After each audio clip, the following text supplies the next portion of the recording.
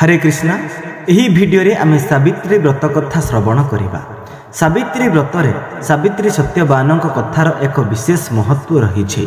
विश्वास करा जाए जे सावित्री पूजा समय रे व्रत कथा न पढ़िले बा न शुणिले व्रतर संपूर्ण लाभ मिले नहीं। तेणु आसंतु जानिबा सावित्री व्रत कथा। प्राचीन कथा अनुजाई माद्र देश अश्वपति नामक जड़े धार्मिक राजा द्वारा शासित होउथिला, जहांकर कौनसी संतान नथिले।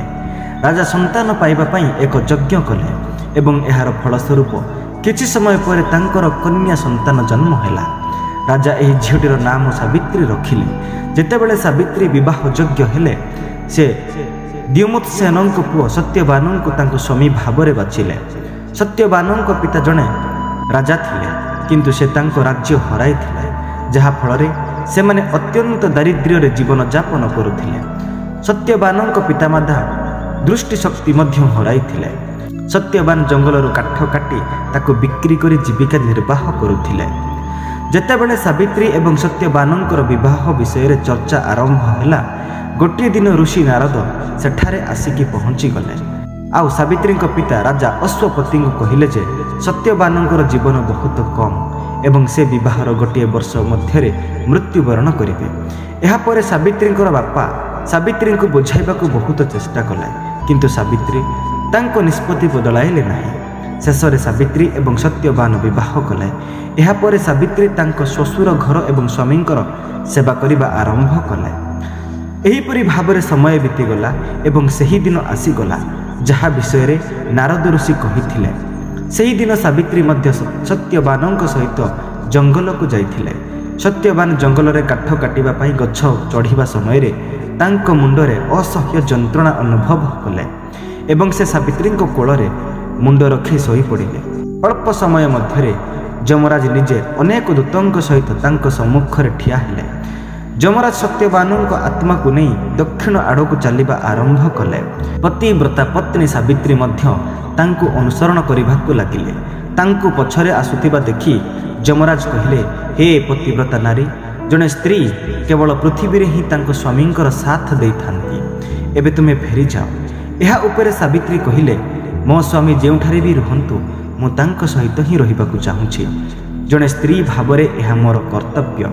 सावित्री ठारू एही उत्तर शुणी जमराज बहुत खुशी हेले।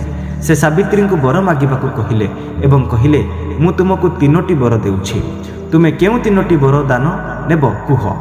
तापर सावित्री तांको श्वशुरंक पई दृष्टि शक्ति मागिले।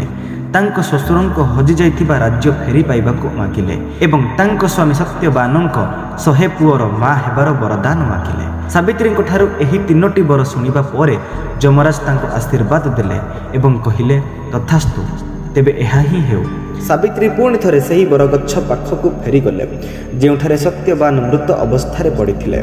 सत्यवानंक मृत शरीर पुनर्बार जीवित होइगला। एहीपरि तांको स्वामींक प्रति तांकर भक्तिर शक्ति द्वारा सावित्री ना केवल तांको स्वामींक पुनर्जीवित करथिले, बरं तांको ससुरंक दृष्टि शक्ति फेराई आनी तांको ससुरंक हजि जाइथिबा राज्य को मध्य पुनरुद्धार करथिले।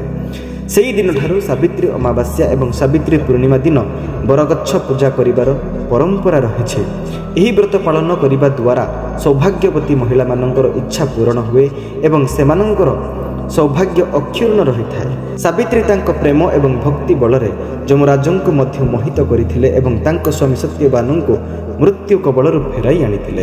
यह एक उदाहरण जहा आमको शिखाए जे प्रेम रे केते शक्ति थाए। आज मध्य प्रति वर्ष सावित्री व्रत दिन विवाहिता महिला माने सेमानंकर स्वामी को दीर्घ जीवन पई उपवास रखती एवं बटवृक्ष को पूजा करती। यही उपवास आमको मने पकाई दिए जे संपर्कर मूलदुआ प्रेम, विश्वास एवं समर्पण उपरे प्रतिष्ठित। सावित्री कहानी आमको प्रेरणा दिए जे आमे मध्य प्रेम एवं समर्पण सहित आमर संपर्क को बजाय रखिबा उचित।